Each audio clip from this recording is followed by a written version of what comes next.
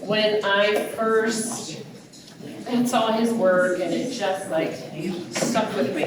And I started researching his career, and I just thought never in a million years would he want to show here. So I finally got the nerve, after having been out for about 3 years, to reach out to him, and I got a phone call the next day. And I remember thinking, oh my gosh. So I'm so prepared to sell the gallery, and all Rodney wanted to talk about was life. Where was I from? What was my family all about? Why did I choose Sun Valley? And the questions after questions, he just kept digging deeper and deeper. And then after about a 30-minute conversation, after I was sort of laughing, going, well, are we in it? Are we? And he said, well, that's me. And truly, it just was a spark. It just was one of those moments that it just clicked. And the work he spoke, the way he is in life is what you see in the work. And I just could not be more thrilled to have all this come together and to have Paul Martineau here from the Getty Museum, and of course, Rodney's wife, Leslie, here with us to talk. And just to give you a little insight for each person's relationship. So, Paul, I know you and I have spoken certainly about how you got to know Rodney's work, but if you want to share with everybody. Sure. Before I was a curator, I knew about Rodney's work from magazines and posters. You know, it was all over the place in the 1990s. But I never knew which artist was responsible for it. So it was only later as a curator that I became connected the dots to the person that was Rodney Smith. And that was through meeting Leslie. She proposed that we work on a book together, and we decided that it would be best if it was one that was appealing to the general public, but also of interest to my colleagues, fellow curators in museums, so that Rodney would get better representation in American museums. And it was interesting for me when, I know we spoke briefly about this, but how does Rodney fit into, you know, the history of fashion photography and fine art? There's that line that, you know, has been crossed in a beautiful way, but how does Rodney? It's very interesting, and we've been thinking about this for a while. At one point, Leslie was saying that she thought Rodney's work was timeless, and I had the opposite idea, that it was very much of its time.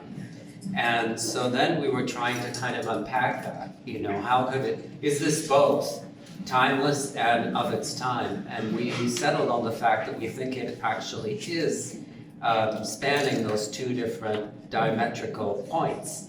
And that's part of the tension that's in the work that makes it exciting to look at least for me. You think back to the 1980s where everything was kind of power dressing. You had Dynasty on TV. They were celebrating the older women. It was the first time women over 40 were kind of celebrated as beautiful and as sexy. It was a real watershed moment. They had big hair, they had huge shoulder pads, and they were power lunches. Doesn't it seem silly now? But that was the height of fashion. And then a little bit later, there was a recession in the early 90s, and that kind of attitude about money and power and influence was kind of disappeared, you know, it dried out. And people wanted more minimal looking outfits. They went to the slip dress. The models changed from being kind of super to being the girl next door, kind of quirky models that were skinny and short, like Kate Moss in comparison to Naomi Campbell and Cindy Crawford. And so the whole scene was kind of changing, and the world became globalized, and it was a darker place at that time. We had the rise of heroin chic, which was the kind of combination of drug use and grunge. So fashion was, you know, had become dirty and minimal, and they were putting these people in apartments that were, you know, very brightly lit with cheap furniture and taking their pictures, and that was fashion. So Rodney to be timely was the antithesis of that. He was the exact opposite. He believed that his job was to inspire people and make the world a more beautiful place. A place that harkened back to a time when people were kind and well-dressed and well-mannered. So he was taking us down the rabbit hole to another world that was so separate from the harsh realities of the early 90s. And so that's why I see this kind of combination of old and new coming through his work. And to continue that idea, the compositions are so strong, they're so central and so powerful, and you could take the figure out of the picture, you still have a good landscape. It's that well composed. So that's something that's timeless. And that, for me, in reading a little bit about the book that the Getty published, and you were the author, I really feel like that opened up a whole new way for me of looking at his work. I had that emotional connection, and then it became much more of an intellectual connection, and watching the trajectory of the portraits and the landscapes then merged into what you see here. And then I thought it'd be kind of fun for people to learn a little bit about what you and Rodney met. So I met Rodney in the late 1980s, before the dark 1990s. We used to fondly think of the 80s. It was the time of the Masters of the Universe. There was a lot of money going on. We had a lot of big production budgets, and so he called me and he tried to show me his portfolio, and I tried to get rid of it. And I would get, every day people would say, I drop off my book. And so I said, why don't you drop off your portfolio? And he said, oh, I don't do that. And so trying to get rid of him again, I said, well, if you're ever in New York, because he wasn't, he was in Connecticut, and I'm ever free, I'd love to see you, which would never happen because I was never free. And so finally he said, oh, I live in Clinton, and there's a house for sale down the street. He figured out that I was house hunting in an area about 2 miles outside of New York City. So I said, okay, I'll come see you. And I canceled several times. I finally showed up and I see his portfolio. And his portfolio is a series of archival boards with silver gelatin prints mounted on them, slip shades between each one, white gloves, and each picture he shows me is, carefully, just one at a time. Now, I'm used to getting these binders with, tear sheets and clear plastic pages that are the antithesis of this. And so clearly, this guy was an artist. I mean, there was no question. He wasn't like anyone I had met. His work was fabulous, really unusual, intense, personal, and I instantly fell in love with the work. I fell in love with him later, but not. And anyway, it's interesting because Paul does talk about this kind of moment in time in the 80s where, as a creative director, we were looking to artists to make our work for our clients, for corporations, more interesting. So we hire illustrators or painters, and so seeing this kind of work, his initial work, which really changed the whole nature of corporate portraiture, because he migrated from portraiture of common people that he looked to and wanted to find nobility in, to these executives, trying to humanize them and show them to be real people, not these statues we've started to praise and celebrate. There were environmental portraits of CEOs in it, so this really went against the norm, which was just to have a CEO posed at his desk, for a headshot. So these people were in cafes, they were in cars or taxis, traveling one place to another. They were in a lawn chair in their yard on their estate. So they were much more interesting pictures. And that was revolutionary at the moment. in the early 1980s with Rodney making these works. This is on, Yeah. yes, this is in the book, because there's some of these that are some of my favorites. So they are very unusual, I think, and interesting shots Yes. of these businessmen. And the assistants that were helping him knew, because they were going around the world to all different locations to make these pictures, the assistants knew how to say "don't smile" in every language. Because he thought that would ruin the picture. And when you look, they're not. He was a very serious photographer, and he was in the tradition, for being painted portraits, he didn't smile. Smile was insincere. He felt that a photograph was a window to the soul, and he was really looking inside those people. Plus, he was shooting these with a small handheld camera, 35 millimeter, which gives it a very journalistic look, totally different than what the commercial photographers entitled to doing. So it has the quality of spontaneity in Yes. a way. It's out on the street. The assignment was to take his portraits and his landscapes and combine them so that you knew that this person was in a specific place without having to label. And one of the interesting things was that people started noticing this work and how different it was. And that led to some fashion assignments or men's clothing. He was hired in the early 90s to work for Bergdorf Goodman, making photo work, because they knew he could put people in a landscape and make them look great in a suit. What's interesting was he was really, really, really, really difficult to work with. You know, for a reason, right? He really saw himself as an artist, and I think, like a number of other photographers in those decades, other art directors like me wanted to work with these artists. There was money to fund them. Most of them previously were poor starting artists, and all of a sudden they would get commissioned. But he would always say, my allegiance is not to you, it's to the photograph. So if I would say, oh, I put the face in this portrait, take that, he'd say, but I don't want to make that picture. Or, as someone who would envision what a picture was supposed to be, I'd say, I'd like you to take this specific picture and, I'd point this way, you should move the camera this way. Take a totally different photograph. He never shot Polaroids, so I had no idea what he was doing. And he was incredibly stubborn, and it didn't matter whether it was the CEO or a famous model.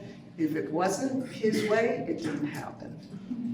Well, I thought it was interesting, that talk about the spontaneity and what the creative director wanted. I mean, it might be kind of fun for you guys to talk about Don jumping and the one behind the That's desk. the 3-member shears. The 3-member shears, which, was sort of atypical from what he was hired to do, and then why it became so well known. Right. The Don jumping was made during, on the way to a shoot, a location that he had scouted. And finding the location was one of the most important aspects of his pre-photographic work. And he spotted this field with these hay bales, and he had somebody get out and ask the farmer if it was okay if they made pictures in the field. And he had his model, and the art director was saying, why are we stopping here? We're wasting our time. This isn't what we've been hired to do, but this is the kind of hallmark of an artist, is to see something and take advantage of it right away. So he had the model trying different things beside the hay bale, and then on top, kind of looking like he was walking to match up with the horizon. You can see it in the contact sheets, all the different attempts to show, to come up with the right composition. So it was all spontaneous, this kind of finding the right situation. And finally he told the model, just jump up as though you were jumping over the bale, so the model was on top, and throw your hands back as if you just cleared it.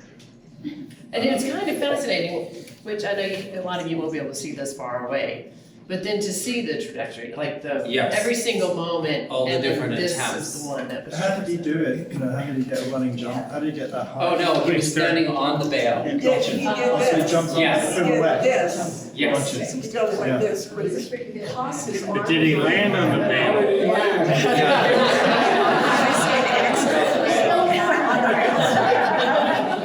Because the veils are huge, actually. Quite big. So no post-processing. No. Okay. Yes, and no wires suspending the model over the veil, so we get that height. That was, Rodney wasn't athletic, and he really liked athletic models who weren't afraid to try different things. So there were always, dancers or people that had been, gymnasts. They were kind of fulfilling what he wanted to be in reality psychologically. Did he have a relationship with his models that was personal? A lot of times, yes. I mean, And- there's a lot of trust in. Yes, and there was also a sensitivity on his part for a certain model that was shy. Sometimes he would send away his team so they could work with her alone, so that she would feel comfortable to be expressive enough in front of the camera. And I think that's what becomes so apparent. Yes. And you'll see a lot of the same models, like Reed is in a lot of it as well. Bernadette, which is the one Yes. behind it, she's in a lot of his photographs. And I love that relationship. And then you hear some of the models, I was able to talk to some other models just through Zoom conversations about their relationship and how they truly, really loved him. Like, just really admired him. And you don't hear about why. Right. And they're not well-known models in most cases, so if you think a lot of fashion photographers, well, can you speak to one of the famous photographers were building their careers based on photographing famous people. And so you're looking at the photograph for the clothes and the personality and the photograph, and he really shunned celebrities. And you notice that a lot of the figures, you don't see their faces, they're back to the camera, they're wearing hands, it's very Magrittean, Yeah. kind of surreal. So he's de-emphasizing the kind of beauty of the model in many cases, not all, but it's so that the figure couldn't stand for every person, every man, woman. You could put yourself in that picture. I got to put myself in this picture. Yeah. I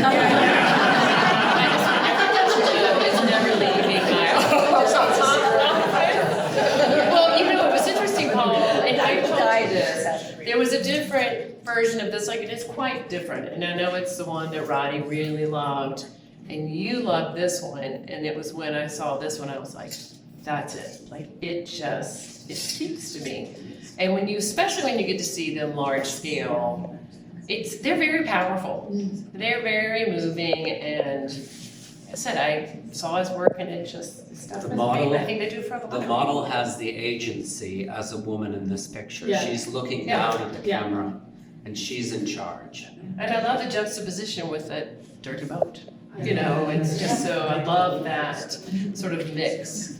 And it's smack dab in the middle of this landscape that's just gorgeous. If you removed her from the picture and the boat, you'd still have a great landscape. Maybe you'd want to crop it slightly differently, but you're in the right location for a good picture.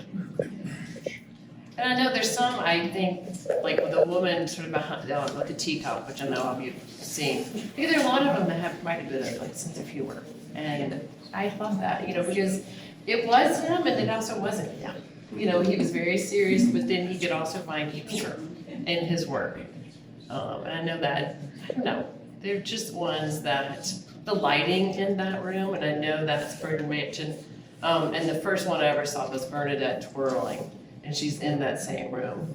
And I can't tell you, it takes my breath away, still.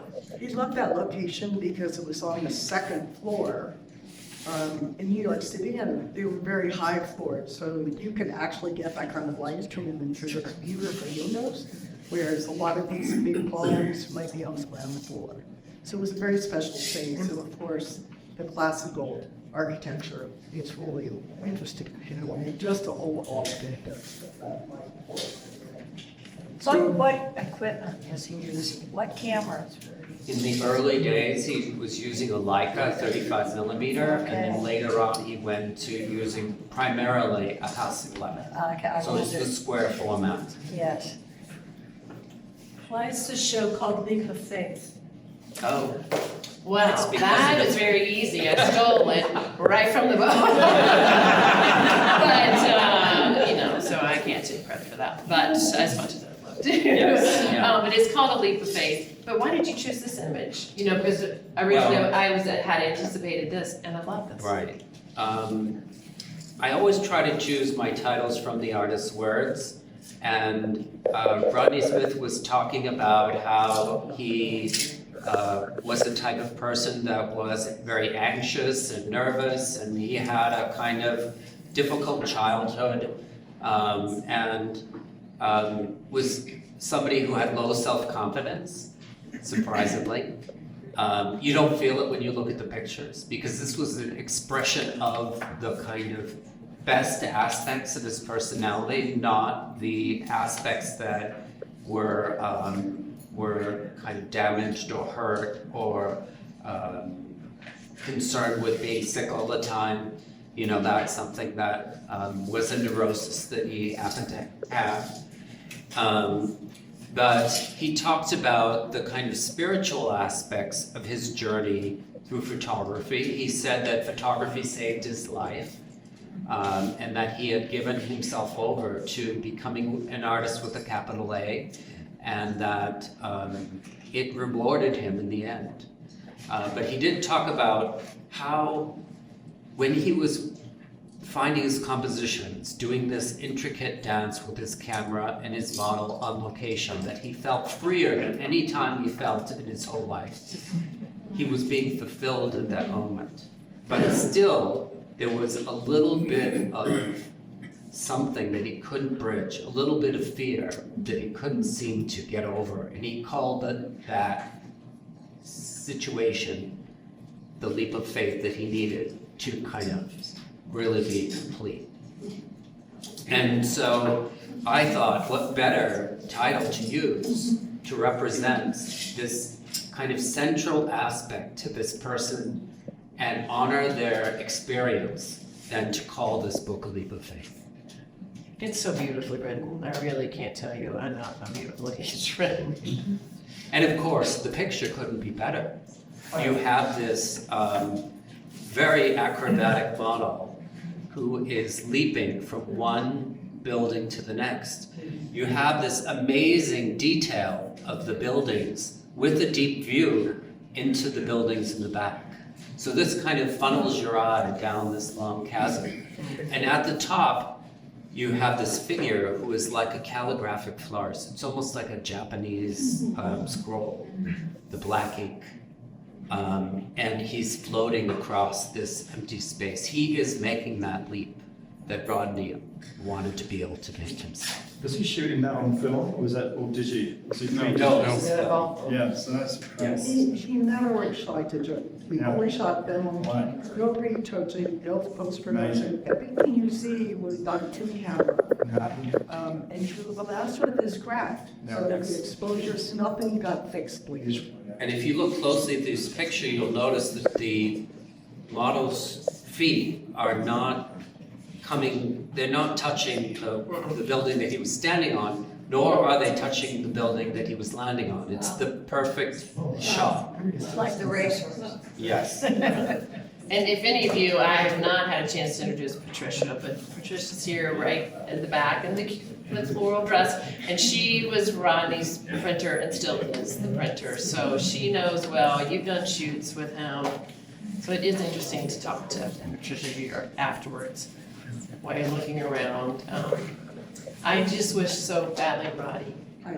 I was gonna ask Paul to talk about the other. Oh, Just Latin, but The three newer shares, because he said, every time he talks about this picture, I hear it in me that. Well, let's see if I can do that again. Yeah.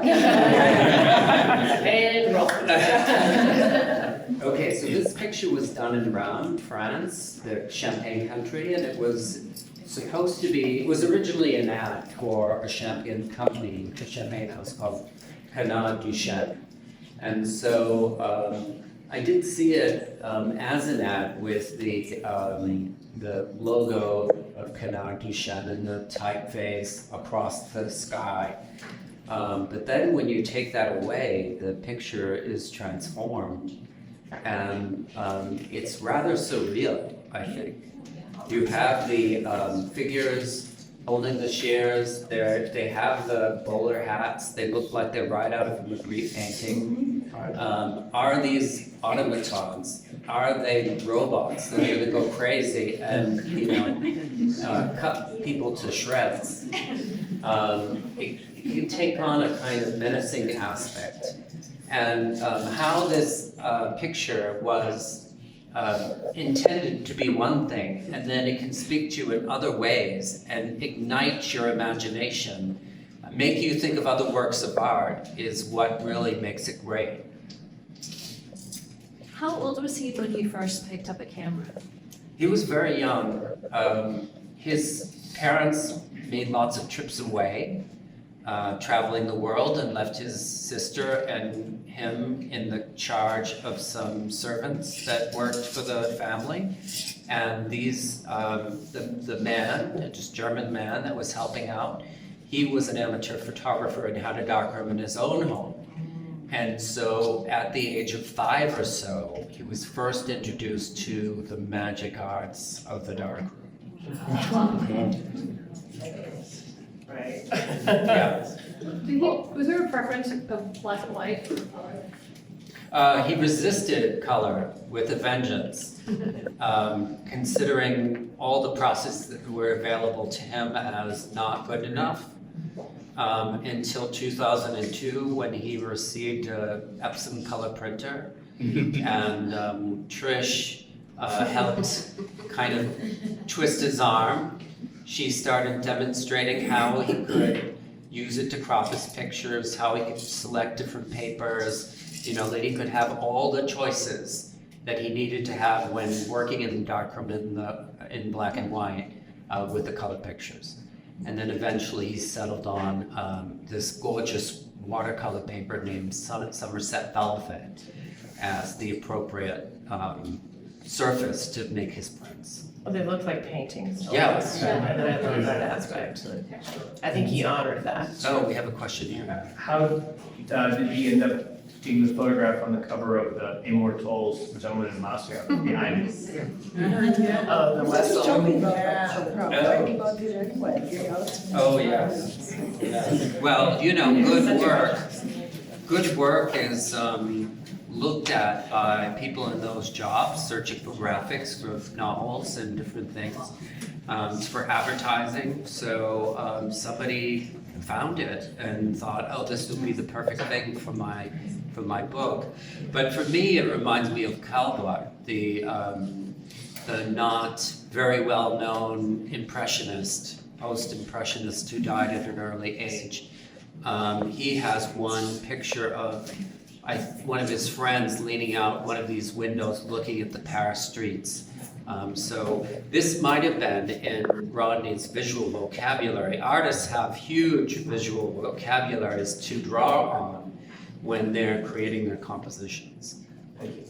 I would also add that the pictures generally are so narrative. It feels like there's a story being told, and you want to know what happened a minute ago and what happened afterwards. Like, what is he looking at?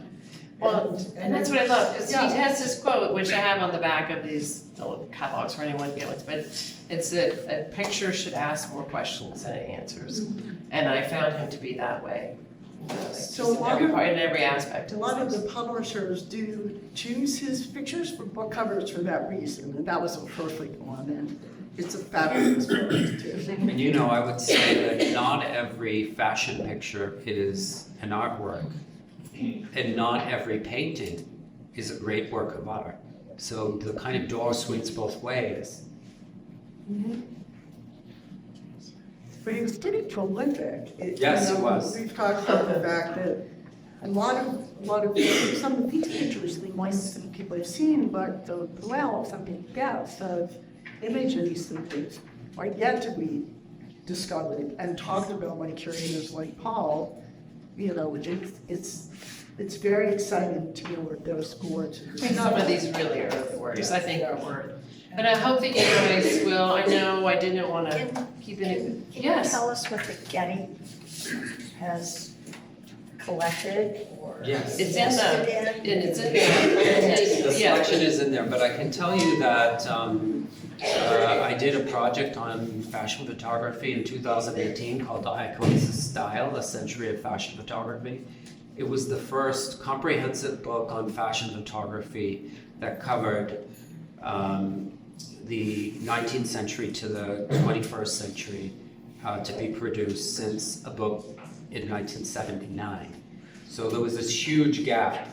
There was another one in 1992 called Appearances that covered the post-war era, so it went from 1945 to 1992. So that's what I tend to try and do. I look for opportunities to fill in the gaps. And I always tell people that Man Ray doesn't mean my end. Because so many people are working on Man Ray, it's like, you do that, and I'm gonna find somebody that hasn't had a show in this country for 30 years, and I'm gonna bring them back into people's consciousness. So the work up to Icons of Style took 8 years. I realized that we had a decent collection, but it was a lot in fashion, but it was a lot of B material. So I set about, at that early stage, to start acquiring more pictures in the fashion area, so that when I was ready to decide what I would do with it, I would have the material. And this project kind of is born out of that project, that we wanted to continue to add to our collection of fashion photographs. And the Getty now has the best fashion photograph collection in the world. We have some gaps. We don't have very many Irving pens or Richard Avedons because they're so crazy expensive. Yeah. But we have things that no one else has. And you can find Irving pen and Richard Avedon in a bunch of different museums. So why do I need to spend our money to buy it? I can buy something that no one else is going to have.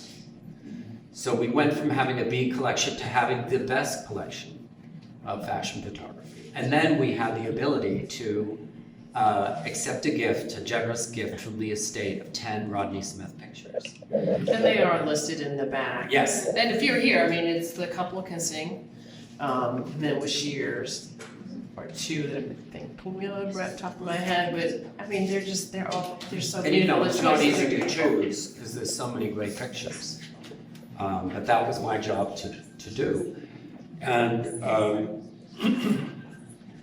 and it's really, we also had the opportunity to choose the earlier work, but we decided that it would really be best if we collected the fashion works because of what I had done on my show. And does each one have a certain number that's produced?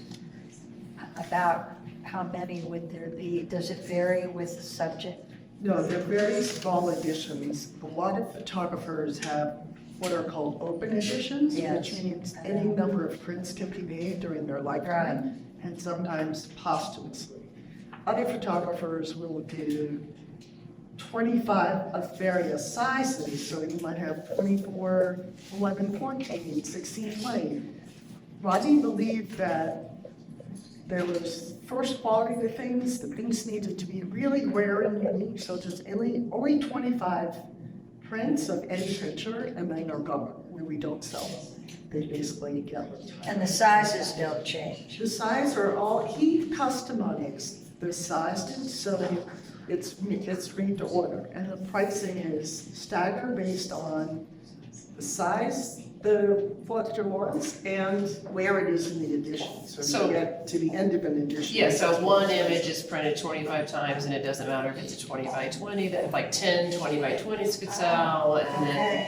and I do want to honor Leslie for honoring Rodney's vision and maintaining that same edition. so that it did. Rare. There were no new editions made, so the estate. But you've kept the negatives. Oh, yeah. Okay. Well, I know No, that. but where, are the negatives with you or are they, No, not with us. Actually, we don't like to Less. collect negatives no? because we rarely show them. We might show some 19th century paper negatives to show how beautiful they are and to illustrate the fact that they weren't on nitrate, they weren't plastic, they were on paper. But you know, that's only one or two examples. You make the point. But we don't want to have negatives. We don't want to have digital files because we can't decide how the object should be printed. We believe that there are two parts to a picture. There's the image and there's the object. And it's not up to us to decide how to do that printing or what size the picture should be. Only the artist can decide that. There is an archive, and maybe someday I'll convince Lan to bring a bunch of you to New York. Oh, that would be really hard. Whether I'll just take who wants to And come. come for a tour, because it really is one of the most unique archives. I've had people come and said, only you'd like to add on archive is as organized and precise as ours is. And so every contact sheet is in a binder for it coded to a certain number, and then all the contact sheets are right next to it. Trisha maintains all of this, and it's done very high level printing that then becomes the standard for these, and these are things that Rodney approved. So it's a very high level of precision, and when people come, particularly curators, like Paul and some others, he's not been yet. He knows all this without having come because he's told me about it. Others come and they're astounded just by this level of precision because the work environment and the three-dimensional home and studio that he created is just like one of these photographs. It's the same kind of quality about the object. So it's really quite special. So, I know there was one, take one more question or. I have one, and I really admire the use of natural light on everything, including indoors. And yet the lady with the teapots, did he ever manipulate his environment to give that constant kind of sense of the rays of the sun coming through the window? Because that's a very odd. Did he just catch that, or did he spray something? He shot with the Belgian light, but he loved fog machines. So that, the that's what I'm teapot. wondering. Did he use a fog machine? Or the one in the vineyard? The one with the teapot on her head. Oh, with the teapot. But it's saying he would bring in, he liked the atmospheric quality. He preferred rain overcast day for shooting because it was natural fog, but if it didn't happen, he would bring in, that was one of the accessories. But I don't think he very often brought in any additional lighting. I think that was only if it was absolutely necessary, but I do know that he used a reflector at times to bounce natural light onto the faces. Either a smoke-filled room or something, but I was just wondering. Thank you. Well, I hope you all will stay and wander around and look at the images, but also visit with Leslie and Paul. I guess that Rodney would have loved this. I think he just really couldn't believe that it could have been happening. Land, I want to thank you for bringing this to us.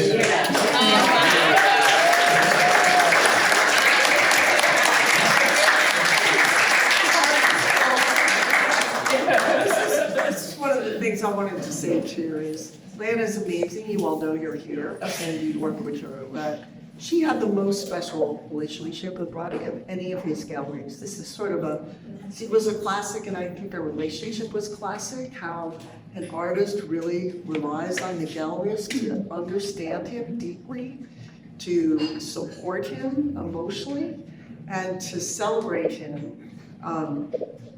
And she was the one who did that over and over again, and this is such a beautiful testament to him, and so welcoming, and she's really, it's a beautiful effort. I've never been in a space that looks this magnificent. Oh, we do this all the time. I'm just not gonna do it any other way, And, so. and to bring Paul here and have him really be part of this and to share his knowledge, we'd all learn so much more. And I knew about it for a long time. I know these pictures like my children, but I was seeing them and totally re-raised because of Paul's expertise and how articulate he is. I would encourage you all to get the book and read it because the writing is phenomenal. And I also want to add that the pairings, he went through thousands of pictures. He made those selections. He picked some so they talked to each other. He was the one who said, I think it needs to start from the very first work and show the evolution of this artist and how did he end up where he did with these later things that are style and surrealism and humor and the composition. And you see the roots of it early on, but Paul made all those selections, and he never met Rodney, yet you'll read it and he knows his into it. So, So anyway, thanks to both of you. thank you guys so much.